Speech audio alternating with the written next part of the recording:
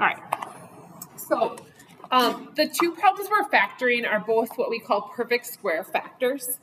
So we want to multiply to get 9, but add to get 6.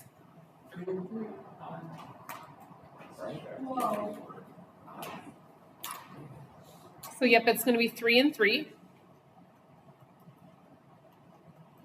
And so another way we could write that is x plus 3 squared. Same thing for the next one. This is a perfect square factor. Multiply to get 36, add to get negative 12.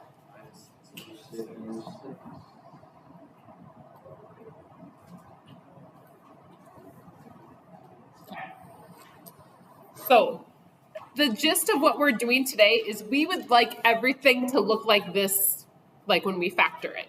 So we're going to try and make it so that it does look this way. And again, this is perfect, called completing the square. And you guys have done it before in Algebra 2, but it's been a bit, and we need to be able to do it for different types of problems we're working on next semester. So I thought it'd be good for us to review it. So with completing the square, we're going to start with our equation. I might just do an example. We'll do the one down below, but so I want the equation to look something like this. I'm just going to put like an E over here or something. So this is what I want my equation to look like.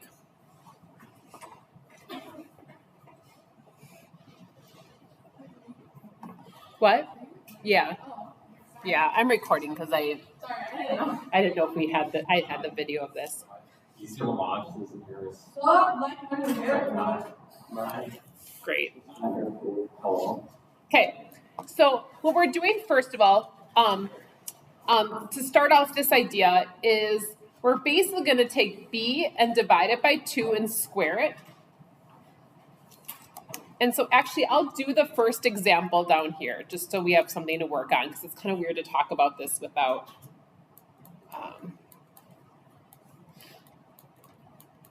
so basically I'm trying to figure out what C should be in this case. I guess I don't really like that purple thing I had there. So I'm trying to figure out what C should be. And I'm going to use this b divided by 2 squared. My b is 24. So I'm going to do 24 divided by 2, and then I'm going to square it. So that's going to be 12 squared, which is 144. So that's what I'm going to use as my C.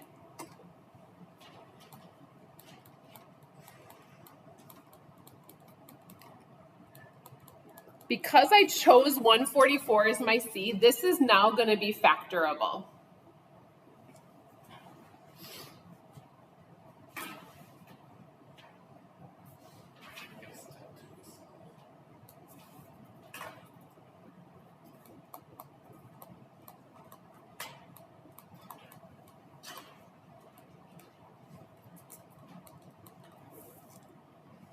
And this will always factor to be the same thing twice. So we're going to be able to write it out as the same thing squared. So we're going to multiply to get 144, add to get 24, so it's going to be 12, 12.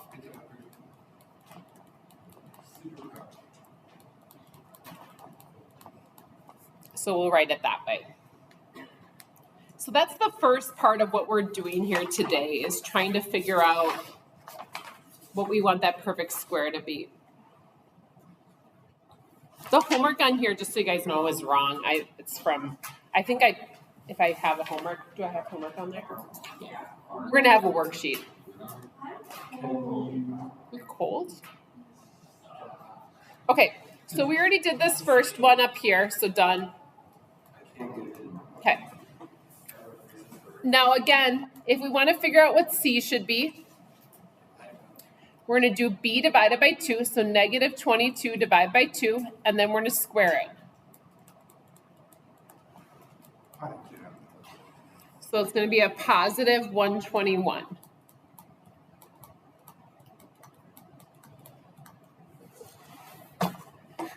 So we can factor now, and again, this will always factor to be a perfect square. And if you haven't kind of caught on already, it's always going to use this number, like the b divided by 2. So it's going to be x minus 11 squared. So the sooner, yeah, you can kind of start skipping over some of these steps, it's going to make what we're doing a little bit easier.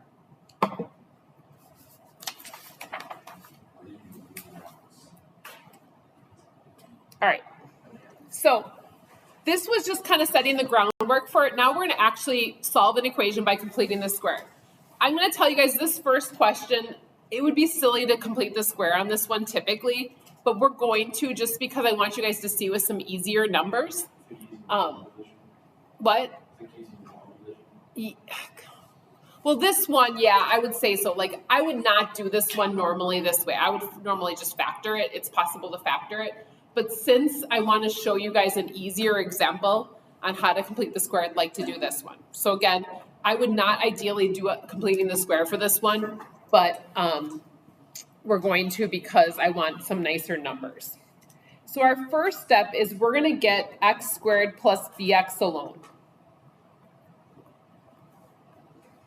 So I want to get just this alone. So I'm going to move that 5 over. That's going to be my first step.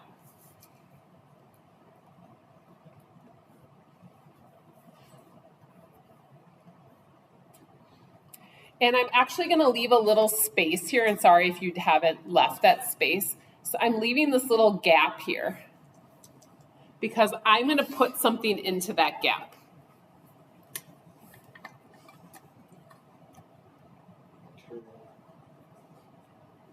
A turtle? Okay. Griffin's going to put a turtle there. All right. Our next step is we're going to find a new C. Nope, we don't want to use it. So we're going to pick a new one. We're going to pick one that's going to be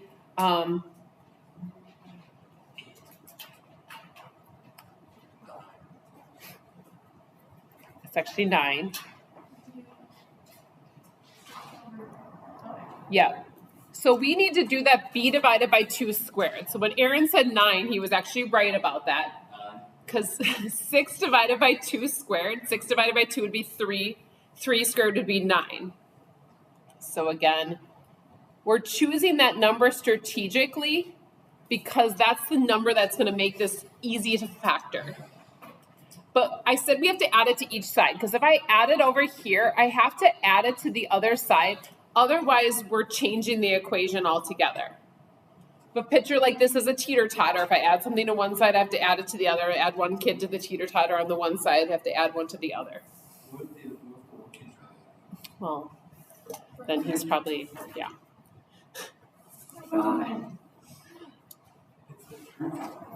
It is a true story. Okay. Experience that before? Whoa. Okay, so now we can factor this. And remember, it's going to be factorable by perfect squares. So we're picking a strategic number that works well because now this will be the x squared plus 6x plus 9 factors really nicely.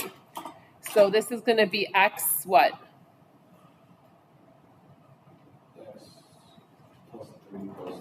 Yeah, plus 3, but again, I'm not going to do that step if you guys are okay with it. I'm going to go just to x plus 3 squared. Is that okay?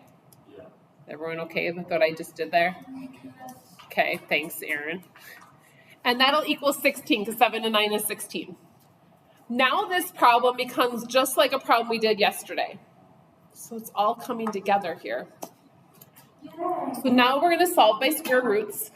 I don't like how simple you made the problem could be. Yeah. Because the ones on the back are, I mean, some of them are not going to be that easy. And you said they made, I wrote these notes, so I'm sorry, Griffin, that you don't like my notes. Wait, do you make all your like motions? Pretty much. As long as they look in like this format, because when I taught at Cedarburg, that was like required of the teachers to give out like some sort of note every day. Like, I like how you write them. yeah. So then, since I've already done them, I just like alter them for classes here. Square root of 16 is going to be plus or minus 4. And then once I do that, remember, so a couple of quick things here. Remember that, don't forget positive, negative. Simplify if you can. And then we're gonna only use real solutions right now. So we can ignore the, sorry, that should be both plus and minus.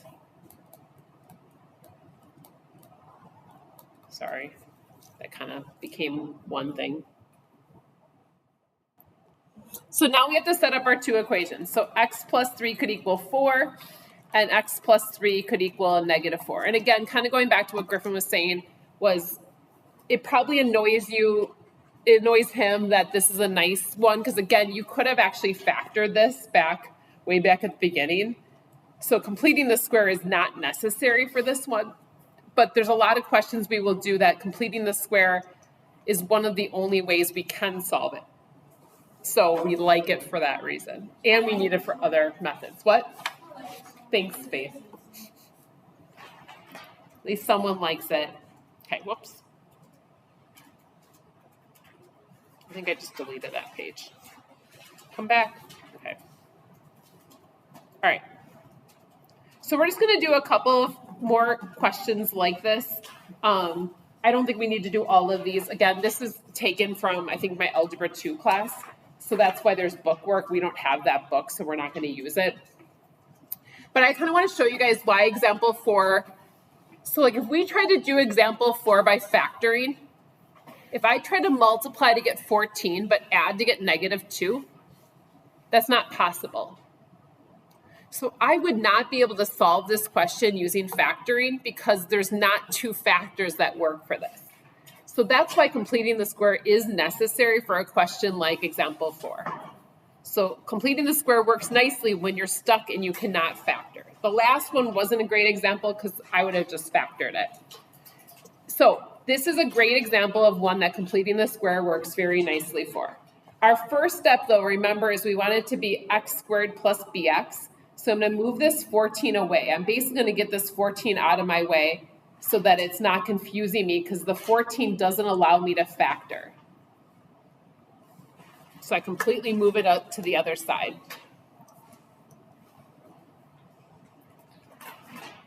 So 14 doesn't work, so put it away. So now we're ready to do negative 2 divided by 2 squared, the b divided by 2 squared. So this is negative 1 squared, which is 1. So I'm going to add that to each side.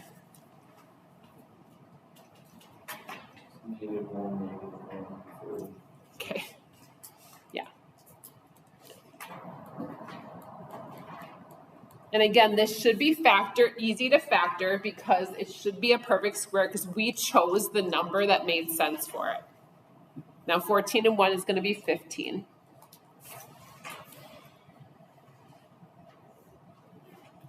So now we're ready to solve by square roots. And so again, this is why we couldn't find factors because square root of 15 is not a nice number. So it's just not possible to find factors that aren't decimals for this. And so just like yesterday, we're just going to move this 1 back over and just put it in the front. So this would be my answer for that. And if I wanted it as a decimal, we could do that too. Today, we can just do it this way.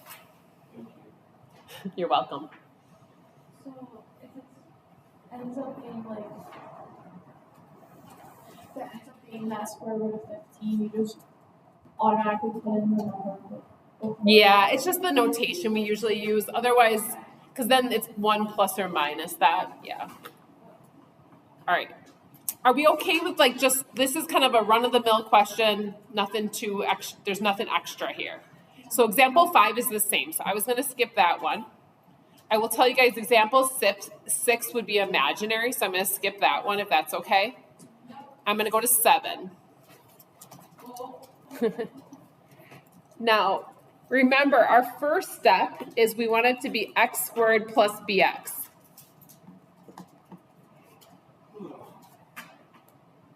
Does anyone see what we might have to do first? Yeah, so the issue is I can't have anything in front of this x squared, otherwise this doesn't work. And so in front of x squared, I have that -2, so I'm going to divide everything by -2. So we're going to have to do that first. So if I do that, I get x squared, I get a -18x, I get a +5, and then I get a -12. So I divided everything by -2. Now again, just like we did before, I want to get this alone. So I'm going to move this 5 away.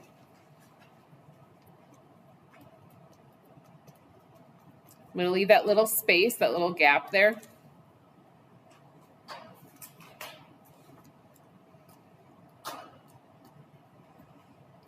So my b is a -18.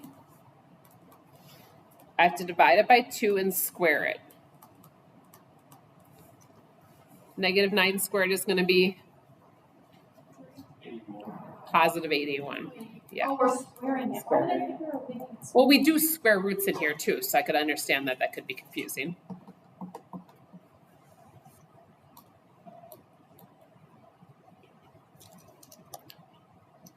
Now, this is going to be factorable. And again, it's factorable because we chose the strategic factors.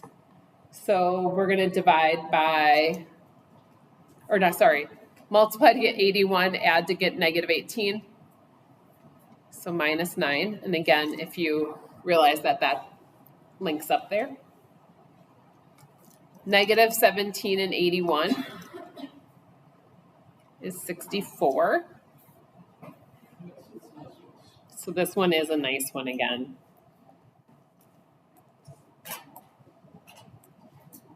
So we're going to take the square root of 64. And that's going to be plus and minus 8.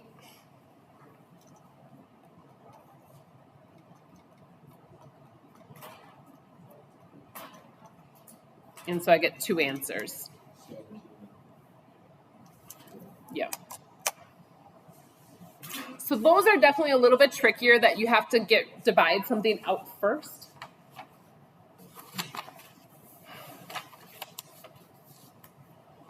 All right. So that being said, do you feel like this is enough now that you guys could do some on this? Okay. So we're going to do for homework, so not what's on the sheet there. We're going to do evens for homework on the front. So we're going to do evens for 2 through 10. And then all on the back, which is just 4 questions.